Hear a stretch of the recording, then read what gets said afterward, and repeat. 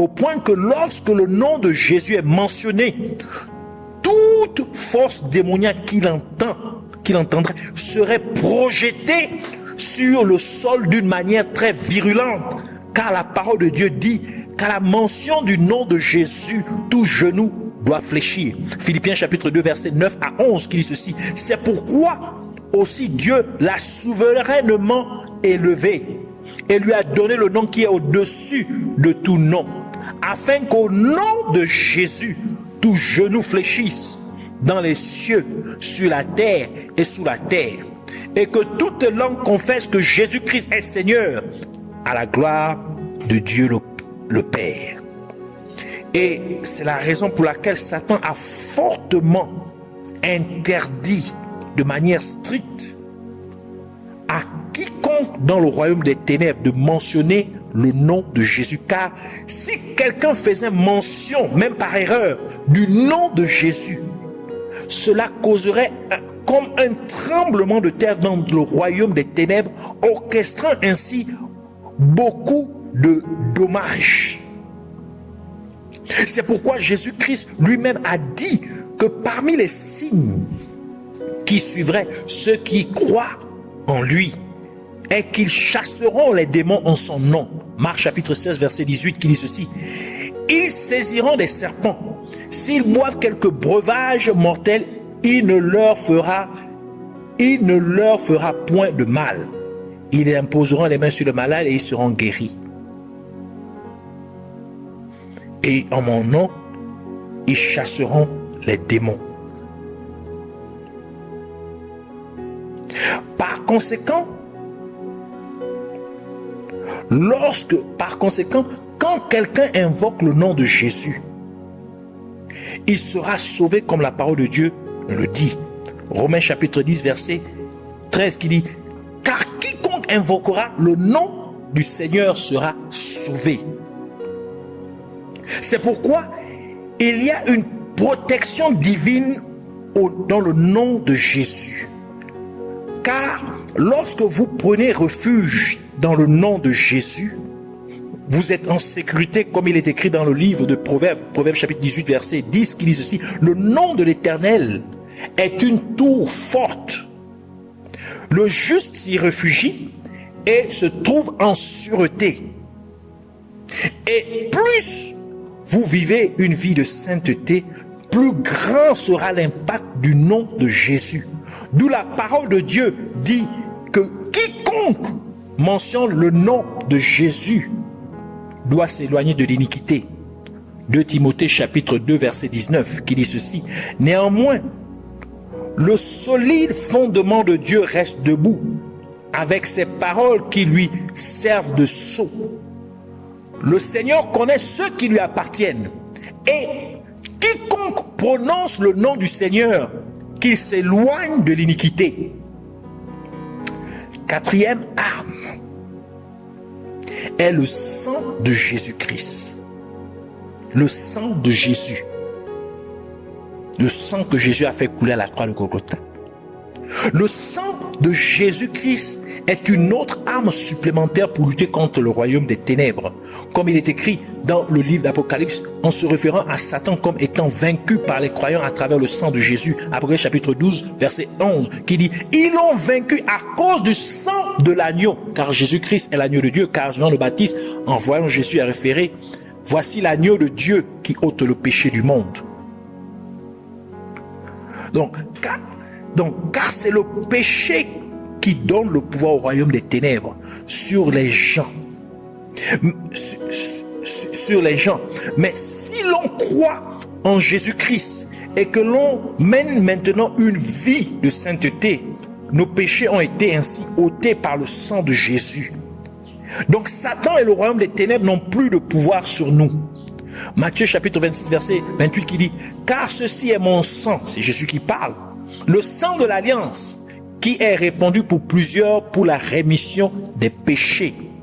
C'est pourquoi la parole de Dieu dit ce qui suit dans 1 Jean chapitre 1 verset 9.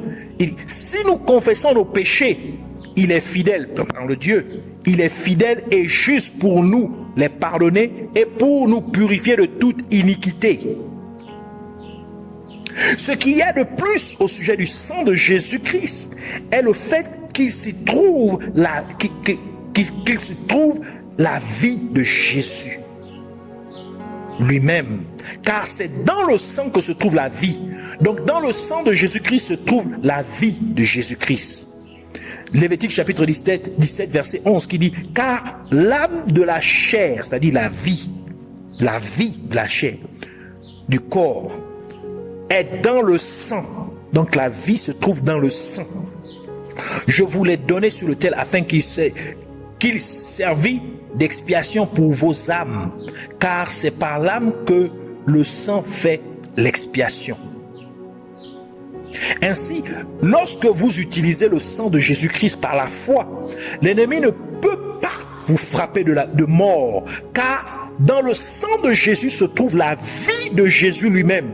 D'où Jésus dit dans Jean chapitre 10 verset 10, le voleur vient, c'est-à-dire parlant de Satan, le voleur vient pour dérober, égorger et détruire.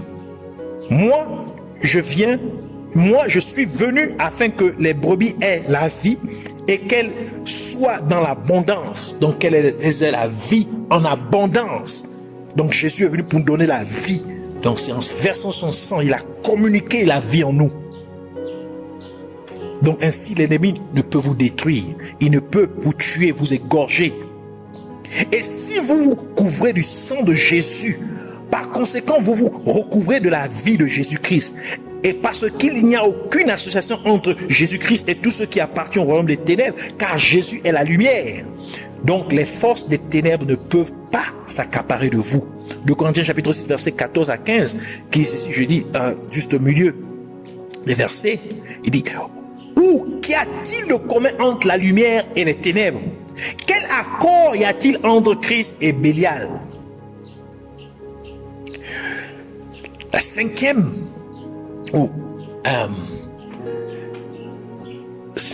arme est le feu. Il y a cinquième et sixième. Le feu et l'onction du Saint-Esprit. Le feu et l'onction du Saint-Esprit. Le feu du Saint-Esprit est très désastreux pour les forces des ténèbres, car il est conçu, d'où la parole de Dieu dit dans Hébreux chapitre 12 verset 29, car notre Dieu est aussi un feu dévorant. On va faire ici au feu du Saint-Esprit. Et avec l'onction du Saint-Esprit, Dieu permet aux croyants de briser le joug du royaume des ténèbres. Cela peut être le joug de la maladie, ou le joug de la pauvreté, ou le joug de la sorcellerie, ou tout autre joug. Cela sera brisé à cause de l'onction du Saint-Esprit. Ésaïe chapitre 10 verset 27 qui dit: en ce jour son fardeau sera ôté du dessus de ton épaule et son joug du dessus de ton cou. Et la Grèce, en fait ici on parle de l'onction, version King James, et l'onction fera éclater le joug. Et encore une fois, vous devez comprendre que toutes ces armes que Dieu a fournies aux êtres humains sont des armes spirituelles qui ne peuvent être accédées et utilisées que par la foi au travers de la prière. Ainsi, la foi est l'outil qui vous permet, lors de votre prière à Dieu, d'utiliser ces armes. Et avoir les meilleures armes ne suffit pas à gagner une guerre, mais vous avez également besoin de la meilleure stratégie pour la guerre en cours. En d'autres termes, vous avez également besoin de sagesse pour gagner des guerres. D'où le roi Salomon écrit dans Ecclésiaste chapitre 9 verset 13 à 18 qui dit ceci: j'ai aussi vu sous le soleil ce trait d'une sagesse qui m'a paru grande. Il y avait une petite ville avec peu d'hommes dans son sein. Un roi puissant marcha sur elle, l'investit et éleva contre elle de grands forts. Il s'y trouvait un homme pauvre et sage qui sauva la ville par sa sagesse. Et personne ne s'est souvenu de cet homme pauvre. Et j'ai dit: la sagesse vaut mieux que la force. Cependant, la sagesse du pauvre est méprisée et ses paroles ne sont pas écoutées. Les paroles des sages, tranquillement écoutées, valent mieux que les cris de ceux qui dominent parmi les insensés. La sagesse vaut mieux que les instruments de guerre, mais un seul pécheur détruit beaucoup de biens. Quelques stratégies pour le combat spirituel. Vous devez rassurer que vous ayez des fondations solides et appropriées. Premièrement, avoir des fondations solides et appropriées. Car toute structure appropriée doit avoir de bonnes bases, de bonnes fondations. De la parole de Dieu dit en Psaume chapitre 11, verset 3. Quand les fondements sont renversés, le juste, que ferait-il? En d'autres termes, si le juste n'a plus de fondement, si ses fondements sont détruits, il ne peut plus rien faire. Donc, il finira par être détruit lui-même. Vous devez avoir vous devez avoir une certaine routine et une certaine discipline qui serait votre fondement en tant que croyant. Premièrement, lisez la parole de Dieu au moins 2 fois par jour pour garder votre foi vivante et la rendre plus forte, car la foi vient en écoutant la parole de Dieu. En Romains chapitre 10, verset 17. Ainsi la voix vient de ce que l'on entend, et ce que l'on entend vient de la parole de Christ. Josué chapitre 1, verset 8 qui dit que ce livre de la loi ne s'éloigne point de ta bouche. Médite-le jour et nuit pour agir fidèlement selon tout ce qui y est écrit. Car c'est alors que tu auras du succès dans tes entreprises, c'est alors que tu réussiras. Donc, médite la parole de Dieu matin et soir au minimum, 2 fois par jour, minimum. Premier fondement. Deuxième, avoir au moins 2 à 3 moments substantiels de dévotion chaque jour pour prier à Dieu. Car la prière fait que votre esprit domine sur les mauvais désirs de votre nature humaine corrompue. C'est connu aussi sur le nom de chair, ce qu'on appelle communément la chair. Matthieu chapitre 26, verset 41 qui dit, Jésus parle, il dit, veillez et priez afin que vous ne tombiez pas dans la tentation. L'esprit est bien disposé, mais la chair est faible. C'est-à-dire votre nature humaine corrompue. Galates chapitre 5, verset 16 dit, je vous dis donc, marchez selon l'esprit, donc selon l'Esprit Saint, et vous n'accomplirez pas les désirs de la chair. Or, l'Esprit Saint communique à votre esprit. Car la parole de Dieu déclare que Dieu est esprit. Ceux qui doivent l'adorer en vérité et en esprit. Donc, troisième fondement ou discipline, jeûner au moins 1 fois par semaine. Je dis au moins, sinon même 2. Jeûner au moins 1 fois par semaine ou 2 fois. Et également pour vous rassurer que votre esprit soit et demeure plus fort que votre chair.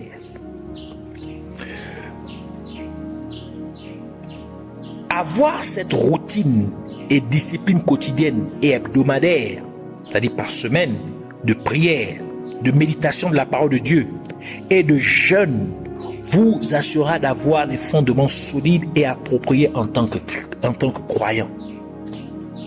Et de plus, assurez-vous que vous ayez la parole de Dieu comme guide ultime pour mener votre vie sur cette terre, faisant ainsi d'elle votre fondement dans la vie, en vivant selon la parole de Dieu. C'est pourquoi Jésus-Christ a dit ce qui suit dans Matthieu chapitre 7, versets 24 à 27, qui dit, c'est pourquoi quiconque entend ces paroles que je dis et les met en pratique sera semblable à un homme prudent qui a bâti sa maison sur le roc. La pluie est tombée, les torrents sont venus, les vents ont soufflé et se sont jetés contre cette maison.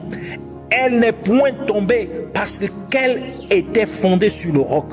Mais quiconque entend ces paroles que je dis et ne les met pas en pratique sera semblable à un homme insensé qui a bâti sa maison sur le sable. La pluie est tombée, les torrents sont venus, les vents ont soufflé et ont battu sur cette maison elle est tombée et sa ruine a été grande. Deuxième stratégie que vous devez élaborer, c'est-à-dire connaissez votre adversaire. Votre ennemi tentera de détruire vos fondements afin qu'il puisse vous détruire, comme nous l'avons lu dans le psaume 11, le verset 3, que si les fondements sont renversés, le juste, que fera-t-il? Donc Satan a ainsi mis en place plusieurs stratégies afin de détruire vos fondements, vos fondations, en tant que croyants, pour parvenir à vous détruire. Je illustre seulement quelques stratégies, juste très peu de stratégies, pour faire comprendre combien Satan est malicieux et vraiment méchant. Comment il est vraiment malin. Le téléphone et l'Internet. Satan a ainsi mis en place le téléphone portable et l'Internet pour distraire les gens, afin qu'ils les occupent tellement qu'ils n'auraient plus assez de temps pour prier ou lire la parole de Dieu. Et par conséquent, les croyants deviendraient spirituellement faibles. Pour vous montrer que cela, le téléphone est un outil du royaume des ténèbres, le téléphone portable plus précisément, vous prenez le clavier de n'importe quel téléphone portable, même de certains ordinateurs, et vérifiez l'alignement des nombres numériques en les ajoutant respectivement de manière horizontale. Cela vous donnera également 666, qui est la marque de la bête, comme il est dit dans Apocalypse chapitre 13, versets 16 à 18. Vous prenez, sur le clavier, vous avez les chiffres en alignement. Je donne le chiffre 7 sur la première ligne, chiffre 7, 8 et 9. Ensuite, deuxième ligne, chiffre 4, 5 et 6. Troisième ligne, chiffre 1, 2 et 3. Alors, si vous prenez la première ligne, vous alignez tous les chiffres de manière horizontale. 7, 8, c'est-à-dire 7 plus 8 plus 9. Cela vous donne 24. Si vous prenez, vous additionnez 24, vous avez le chiffre 2 et 4. Vous additionnez donc 2 plus 4 vous donne le chiffre 6. Donc, voilà un premier 6. Deuxième ligne, vous avez le chiffre 4 plus 5 plus 6. Si vous les additionnez, cela vous donne 15. Si vous prenez donc dans 15, vous avez deux chiffres, le chiffre 1 et 5. Si vous additionnez 1 plus 5, cela vous donne 6. Cela donne le deuxième 6. Et sur la troisième ligne, vous avez le chiffre 1, 2 et 3. Si vous les additionnez, ça vous donne 6. Ici, vous avez le troisième 6 qui est 666. Posez-vous la question, pourquoi l'alignement du clavier a été placé de cette manière? Ce n'est pas un hasard. C'est pour que dans le téléphone, la marque de la bête soit élaborée, soit établie. Et que le pouvoir de cette marque puisse opérer. Car tout ce que Satan fait, il met toujours son empreinte là-dessus. Vous prenez l'Internet. L'Internet aussi fonctionne par la marque de la bête. Chaque adresse web commence par www. Que vous commenciez par cela ou non, cela est incorporé automatiquement dans l'adresse web. Mais la lettre W est la 23e lettre de l'alphabet. Donc W représente le nombre 23. Et si vous faites le produit des deux chiffres, c'est-à-dire le produit, vous multipliez 2, multiplié par 3, cela vous donne 6. Alors, puisque vous avez 3 W, alors cela vous donne 3 fois, ça vous donne 6, 6, 6, 6, qui est encore 666, la marque de la bête. Alors ici, je veux dire, cela ne signifie pas que vous devez jeter vos téléphones portables ou ne plus utiliser l'Internet. Mais priez pour ne pas devenir accro à ces choses. Et que vous ne les utilisez que que cela est nécessaire. C'est pourquoi, donc faites attention, vous allez voir autour de vous, beaucoup de gens sont maintenant addictés au téléphone, aux réseaux sociaux. Ils ne peuvent pas s'en passer. Cela prend maintenant la place des conversations avec d'autres personnes. c'est parce qu'ils sont maintenant, il y a une possession qui est mise en place. Et cela prend maintenant leur temps. Ils n'ont plus assez de temps pour prier. Ils n'ont plus assez de temps pour méditer la parole de Dieu. Et spirituellement, leur vie spirituelle s'affaiblit. Une autre stratégie qui est le transfert humain. Alors Satan a réalisé que lorsqu'une personne reste zélée, demeure zélée pour les choses de Dieu, elle grandit malgré les attaques du royaume des ténèbres. Ainsi Satan a dit qu'ils créeront un transfert qui est un voyage ou une mutation pour des raisons professionnelles de son lieu actuel à un autre, par lequel la personne se trouverait dans un environnement où sa croissance spirituelle ne sera plus possible. Par exemple, un chrétien peut se trouver à travailler dans une certaine entreprise et il excelle spirituellement parce que dans l'environnement là où il travaille, il y a l'église à côté, il y a les frères en Christ et tout.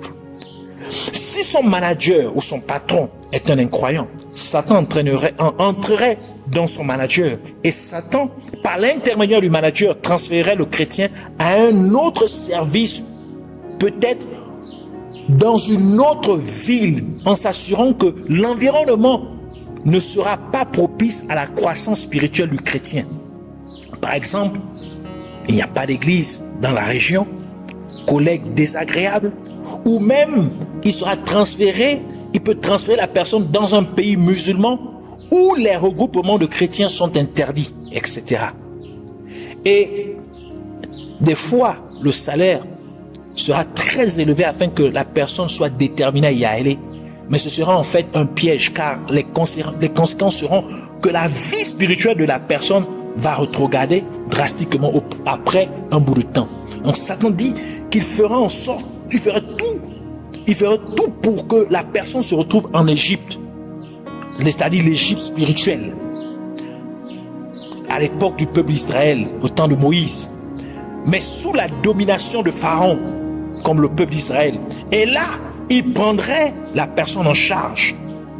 La personne serait bien payée et tous ses besoins pris en charge par l'entreprise.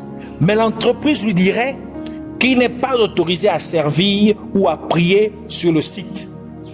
Ou la personne serait surchargée de travail pour ne pas trouver le temps de servir Dieu, comme la personne travaillerait par exemple 7 jours par semaine. Et l'autre, c'est-à-dire éviter d'ouvrir les portes aux forces des ténèbres pour qu'elles n'arrivent pas à vous atteindre. C'est-à-dire éviter de commettre le péché, parce que chaque péché que vous puissiez commettre est une porte que vous ouvrez pour que l'ennemi puisse venir vous atteindre. C'est pourquoi la parole de Dieu dit que celui qui s'emporte facilement est comme une ville sans défense, c'est-à-dire qu'il n'a plus de protection divine. Proverbe chapitre 25 verset 28 qui dit ceci: comme une ville forcée et sans muraille, ainsi est l'homme qui n'est pas maître de lui-même. Alors,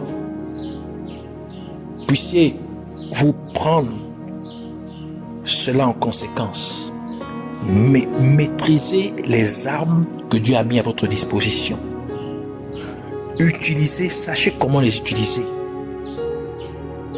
Par la foi, au travers de la prière.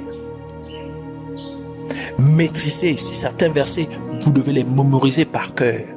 Ayez des fondements dans votre vie, une routine quotidienne et hebdomadaire, c'est-à-dire par semaine. Quotidienne dans la méditation de la parole de Dieu et dans la prière, et le jeûne par semaine. Et comprenez, discernez les astuces de l'ennemi. Alors nous voulons prier premièrement pour remercier le Seigneur pour sa parole. Puis nous voulons prier aussi pour demander à Dieu, au nom de Jésus-Christ, de faire en sorte que chaque être humain ait des fondations solides et appropriées dans sa vie en Jésus-Christ. Priez aussi au nom de Jésus-Christ pour demander à Dieu de faire en sorte que chaque être humain connaisse et comprenne les différentes armes dont Dieu a mis à la disposition de l'humanité pour lutter contre les forces des ténèbres, et que chacun fasse bon usage de ces armes. Nous allons prier aussi pour demander à Dieu qu'il fasse en sorte que chaque être humain connaisse les diverses astuces de Satan afin que les gens ne tombent plus dans ces pièges au nom de Jésus-Christ. Nous allons prier aussi pour que chaque femme représente vraiment ce que Dieu a voulu qu'elle soit dans tous les aspects de la vie au nom de Jésus-Christ. Nous allons prier aussi pour que Dieu amène tous les êtres humains à s'unir contre les forces des ténèbres au nom de Jésus-Christ. Et enfin, nous voulons prier pour remercier le Seigneur pour avoir répondu ou exaucé nos prières. Alors, joins-toi à moi en prière. Père éternel, Dieu Tout-Puissant, nous te rendons toute la gloire, l'honneur et la majesté. Nous te disons vraiment merci du fond du cœur pour, Seigneur, cet enseignement, pour ces révélations, pour, Seigneur, nous avoir édifiés encore au nom de Jésus et nous avoir équipés par ta parole. Venons, Seigneur, implorer ta compassion, Seigneur.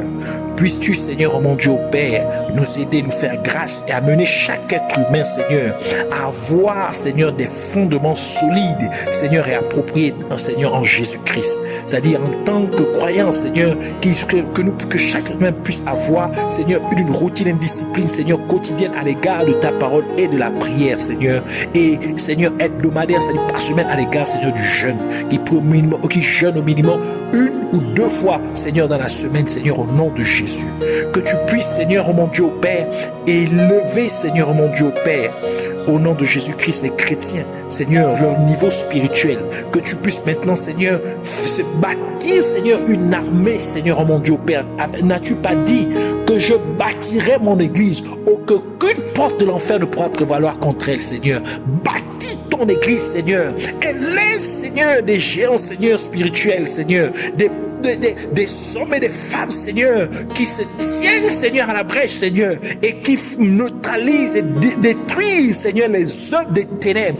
N'as-tu pas dit que le Fils de Dieu est apparu pour détruire les œuvres de Satan? Seigneur, continue à les détruire au travers de tes enfants, au nom de Jésus-Christ, et Seigneur, accomplis ta promesse. Tu as dit aucune porte de l'enfer, aucune porte, c'est-à-dire des ténèbres, ne pourra prévaloir contre elle. Seigneur, laisse qu'il en soit ainsi. Au nom de Jésus-Christ, nous te prions, Seigneur, au nom de Jésus-Christ, que tu amènes les gens à connaître, Seigneur, les âmes que tu as mis, Seigneur, à disposition, à les maîtriser, Seigneur, au nom de Jésus-Christ, et à user de sagesse, Seigneur, au nom de Jésus-Christ, Seigneur, lorsqu'ils se mènent le combat spirituel, au nom de Jésus. Nous prions, Seigneur, au mon Dieu, Père, que tu nous amènes à connaître les astuces, les différentes astuces, et à les discerner, Seigneur. Remplis ton peuple de discernement, afin qu'il ne puisse pas tomber, Seigneur, dans les différentes astuces, Seigneur, de l'ennemi, au nom de Jésus-Christ, Seigneur. Que tu puisses, Seigneur, amener la femme à représenter vraiment ce que tu as voulu qu'elle soit dans tous les domaines de la vie, et qu'elle ne soit plus, Seigneur, cet outil que l'ennemi utilise, Seigneur, à exposer, Seigneur, à la dénigrer, Seigneur, au nom de Jésus-Christ. Seigneur, que la femme, Seigneur, puisse, Seigneur, trouver la vie éternelle au nom de Jésus-Christ, en te servant dignement au nom de Jésus-Christ, Seigneur. Nous prions que tu amènes les êtres humains, tous les êtres humains, à s'unir contre les forces des ténèbres au nom de Jésus-Christ. Sois béni, sois glorifié, sois exalté au nom de Jésus-Christ pour nous avoir encore exaucés. Seigneur, merci, ô Dieu Tout-Puissant, parce que, Seigneur, les gens maintenant se lèvent, Seigneur, en combattant spirituellement. Il y a une bataille spirituelle, Seigneur, dont ton Église maintenant, Seigneur, dont toute l'humanité, Seigneur, s'imprégner contre les forces des ténèbres, et que, Seigneur, l'humanité, Seigneur, va vaincre au nom de Jésus-Christ, parce que c'est toi, Seigneur, qui dirige cette bataille. C'est toi, Seigneur, qui conduit, Seigneur, ton peuple, Seigneur, dans la victoire. N'as-tu pas dit que nous sommes plus que vainqueurs par Jésus-Christ, qui nous a aimés et qui a donné sa vie pour nous? Merci encore, Seigneur. Tu as dit, si tu es pour nous, qui sera contre nous? Alléluia, gloire à ton Saint-Nom. Au nom de Jésus, nous avons ainsi prié. Amen. Merci, que Dieu vous bénisse.